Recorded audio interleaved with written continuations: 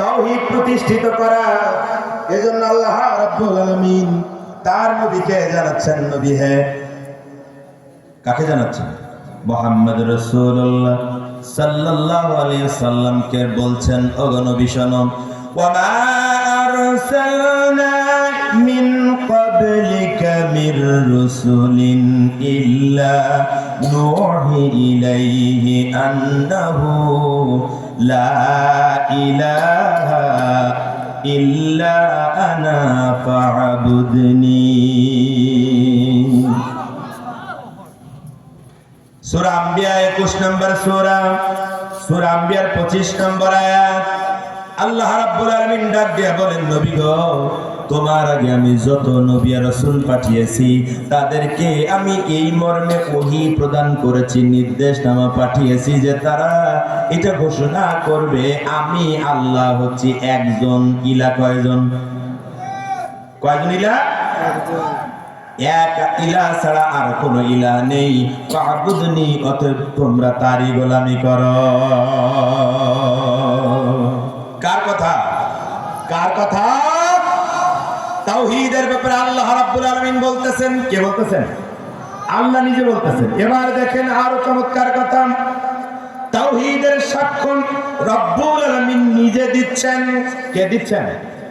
আল্লাহ রাব্বুল আলামিন বলছেন, শাহিদাল্লাহু আন্নাহু লা ইলাহা ইল্লা শাহিদাল্লাহু আন্নাহু লা ইলাহা ইল্লা হুয়া ওয়াল মালাইকাতু ওয়া উলুল ইলমি কাইমান বিল কিসত লা ইলাহা ইল্লা হুয়াল আজিজুল হাকীম। আল্লাহ রাব্বুল আলামিন সূরা আল ইমরানের 18 নম্বর আয়াতে বলেন,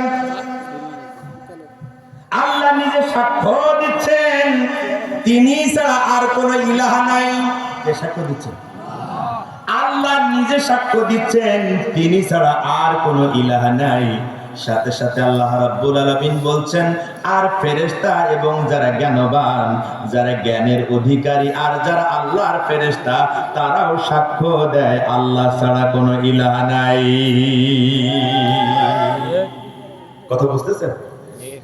এরপরে আল্লাহ রাব্বুল আলামিন আবার বলেন, এবার সমগ্র জাতির জন্য বলতেছেন। কে বলতেছেন? আল্লাহ রাব্বুল আলামিন বলেন, ওয়ালাকাদ বা'আসনা ফি কুল্লি উম্মাতির রাসূলা আন ই'বুদুল্লাহ ওয়াজতানিবুত তাগুত। আল্লাহ রাব্বুল আলামিন বলেন, পৃথিবীতে এমন কোন জাতি অতিক্রান্ত হয় নাই, এমন কোন জাতিগোষ্ঠী, এমন কোন কওম অতিক্রান্ত হয় নাই যাদের কাছে আল্লাহ রাব্বুল আলামিন রাসূল পাঠান নাই, নবী পাঠান নাই, আর তারা এসে মানুষদেরকে বলেছে, ও দুনিয়ার লোকেরা, আল্লাহর গোলামি করো আর তাগুত অস্বীকার করো। কথা বুঝতেছেন? আবার আল্লাহ রাব্বুল আলামিন 2-3টা আয়াত দিয়ে যেটা বুঝলাম সেটা হচ্ছে আল্লাহ তাওহীদের ব্যাপারে আপোষহীন, নিজের তাওহীদের ঘোষণা নিজেই দিয়ে বড়াইত্ব প্রকাশ করতেছেন। আর নবীকে বললেন, রাসূলদেরকে বললেন, তোমরা বলো আল্লাহ ছাড়া আর কোন ইলাহ নেই, তিনি ইলাহ মাত্র একজন। কয়জন? নবীরাকে এই দাওয়াত মানুষের কাছে 1 নাম্বার হিসেবে দিয়েছেন না দেন নাই? আমার ভাইয়েরা, সব নবী রাসূলদের আগমনের মৌলিক কারণগুলো বলবো 5টা, কিন্তু উদাহরণগুলো আমাদের নবীর থেকে দেব যাতে করে আমাদের বুঝতে সুবিধা হয়। আমার ভাইয়েরা, আমার বন্ধুরা, বিশ্ব নবী তাওহীদের দাওয়াত 1 নম্বর প্রায়োরিটি হিসাবে, ফার্স্ট প্রায়োরিটি হিসাবে তাওহীদের দাওয়াত দিয়েছেন নাকি দেন নাই? আমার ভাইয়েরা, বিশ্ব নবী নবুয়ত প্রাপ্ত হলেন 40 বছরে। সূরা আলাকের 5 আয়াত নাজিল হয়ে গেল, সূরা মুজাম্মিলের কিছু আয়াত নাজিল হলো, সূরা মুদ্দাসসিরের কিছু আয়াত নাজিল হয়ে গেল। নবী আমার গোপনে গোপনে মানুষের কাছে দাওয়াত দেন। প্রথমে স্ত্রীকে দিলেন, তারপরে স্বাস্থ্য ভাই আলীকে দিলেন। প্রথমে স্ত্রী খাদিজাকে দাওয়াত দিলেন, পরে স্বাস্থ্য ভাই আলী রাদিয়াল্লাহু তাআলা আনহুকে দাওয়াত দিলেন। বন্ধু আবু বকর সিদ্দিক রাদিয়াল্লাহু আনহুকে দাওয়াত দিলেন। বাড়ির কাজের লোক যায়েদ বিন হারিসাকে দাওয়াত দিলেন। তারা দাওয়াত গ্রহণ করলো। কথা ঠিক কি না? দাওয়াতের মিশন এভাবে গোপনে গোপনে 2 বছর চললো। এরপর আল্লাহ রাব্বুল আলামিন বললেন, ওয়ানদির আশিরাতাকাল আকরাবিন, নবী হে, এবার আপনজনদের কাছে প্রকাশ্য দাওয়াতের ঘোষণা দাও। প্রকাশ্য দাওয়াতের এই নির্দেশ আল্লাহ রাব্বুল আলামিনের পক্ষ থেকে যখন এলো, বিশ্ব নবী সকালবেলা যায় মক্কার অদূরে একটা পাহাড়ের উপরে উঠলেন। মক্কার কাছাকাছি একটা পাহাড়ের উপরে যায় সকালবেলা উঠলেন।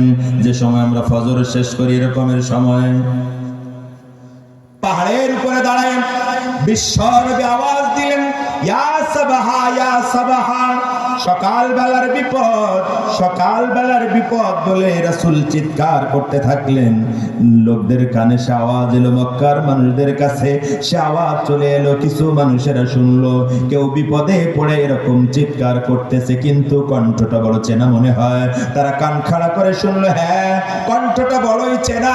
যাকে আল আমিন বলি, যাকে আস-সাদিক বলি, এ তো আমাদের মুহাম্মদ বিন আব্দুল্লাহর কণ্ঠ থেকে বিপদের আওয়াজ ভেসে আসতেছে। তারা নেতাদের কাছে আসলো, সমাজের মাথা ধরা মানুষদের কাছে এসে বলল, তাড়াতাড়ি বের হও, চলো, এই দিক থেকে মুহাম্মাদের কণ্ঠ থেকে বিপদের আওয়াজ ভেসে আসতেছে, চলো যাই।